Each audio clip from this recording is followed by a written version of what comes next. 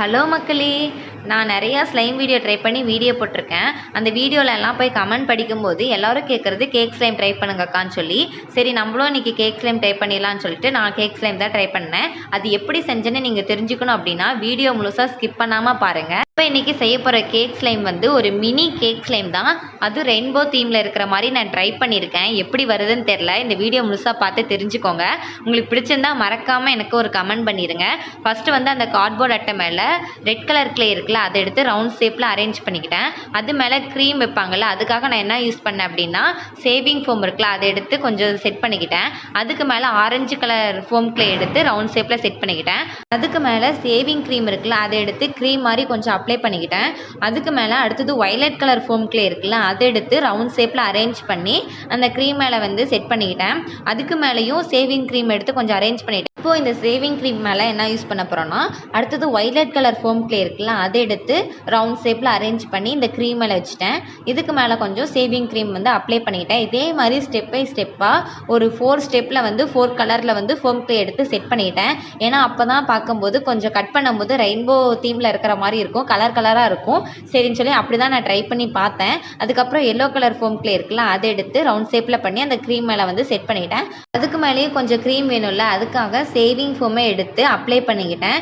சரி 4 கலர் போதுன்னு நினச்சேன். சரி இன்னொரு கலர் வைக்கலாம், அப்போ தான் நல்லாயிருக்கும் அப்படின்னு சொல்லிட்டு இதுக்கு மேலே 5ஆவதாக க்ரீன் கலர் செலக்ட் பண்ணேன்.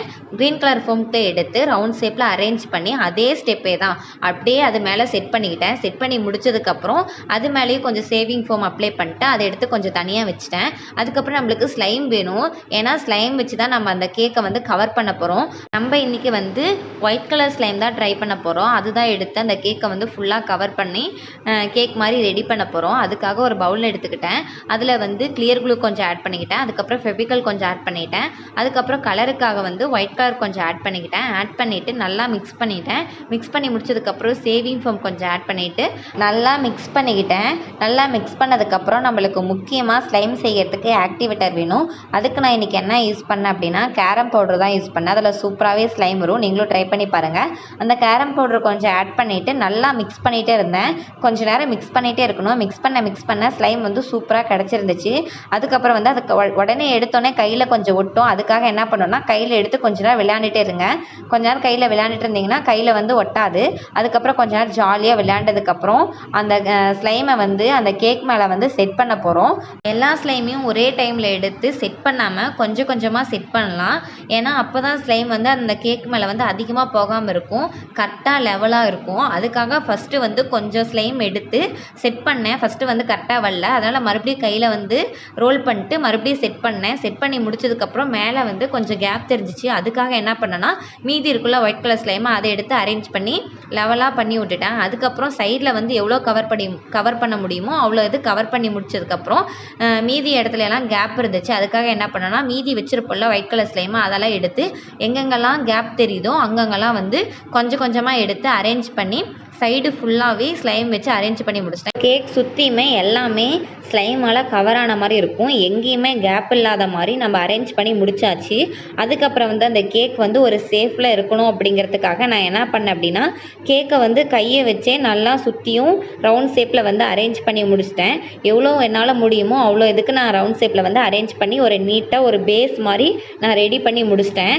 இதுக்கப்புறம் தான் பெரிய முக்கியமான ஒர்க்கே இருக்குது. என்ன அப்படின்னா கேக்கை வந்து டெக்கரேஷன் பண்ணணும்.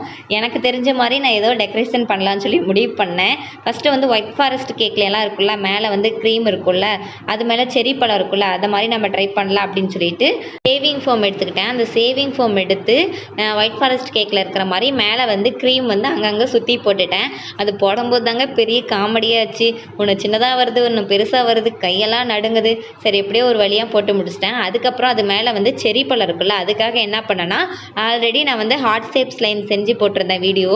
அதுக்காக நான் ரெட் கலர் ஸ்லைம் வந்து வச்சுருந்தேன். அந்த ரெட் கலர் ஸ்லைம் எடுத்து ரவுண்ட் ஷேப்பில் வந்து அரேஞ்ச் பண்ணி அதை வந்து அந்த க்ரீம் மேலே வந்து செட் பண்ணிட்டேன். பண்ணி முடிச்சதுக்கப்புறம் பார்க்கவே சூப்பராக நீட்டாக இருந்துச்சு. சரி இன்னும் கொஞ்சம் டெக்கரேஷன் பண்ணலாம் அப்படின்னு சொல்லிட்டு வேறு என்னென்ன இருக்குன்னு திங்ஸ் பார்த்தேன். அதுக்கப்புறம் தெர்மாக்கோல் பால்ஸ் வச்சுருந்தேன். சரி இதையும் எடுத்து போடலாம் அப்படின்னு சொல்லிட்டு அது கலர் கலராக இருந்துச்சு. அதை எடுத்து நடுவில் ரோஸ் கலர் வச்சுட்டு சுற்றி ஒவ்வொரு கலர் எடுத்து செட் பண்ணிக்கிட்டேன். செட் பண்ணி முடிச்சதுக்கப்புறம் என்கிட்ட ஸ்டார் ஷேப்பில் வந்து கில்டர்ஸாக ஏதோ இருந்துச்சு. அதையும் எடுத்து மேலே வந்து அழகாக தூவி விட்டுட்டேன். பார்க்கவே நீட்டாக இருந்துச்சு. சரி சைட்லலாம் வந்து மொட்டையாக இருக்கே, சரி அதுக்கு ஏதாச்சும் பண்ணலாம் அப்படின்னு சொல்லிட்டு என்ன பண்ணேன் அப்படின்னா, என்கிட்ட வந்து ஸ்லைம் கிட் வாங்கியிருந்தேன். அதில் வந்து கில்டர்ஸ் இருந்துச்சு. சரி அதை எடுத்து சைடில் வந்து டிசைன் மாதிரி போட்டு விடலாம் அப்படின்னு சொல்லிட்டு அதை எடுத்து சைடில் வந்து ஏதோ ஒரு டிசைன் மாதிரி வந்து வரைஞ்சி விட்டுட்டேன். அதுக்கப்புறம் என்ன பண்ணேன்னா, சரி மேலே வந்து ஹச்பிடின்னு எழுதலாம் அப்படின்னு சொல்லிட்டு க்ரீன் கலர் கில்டர்ஸ் இருக்குல்ல, அதை எடுத்து ஹச்பிடின்னு எழுதிக்கிட்டேன். எழுதி முடிச்சதுக்கப்புறம் சரி கேக்கை வந்து வெட்டியே ஆகணும் அப்படின்னு சொல்லிட்டு பார்க்கவே நல்லா தான் இருந்துச்சு. இது உங்களுக்கு பிடிச்சிருக்கான்னு சொல்லி மறக்காமல் சொல்லுங்கள்.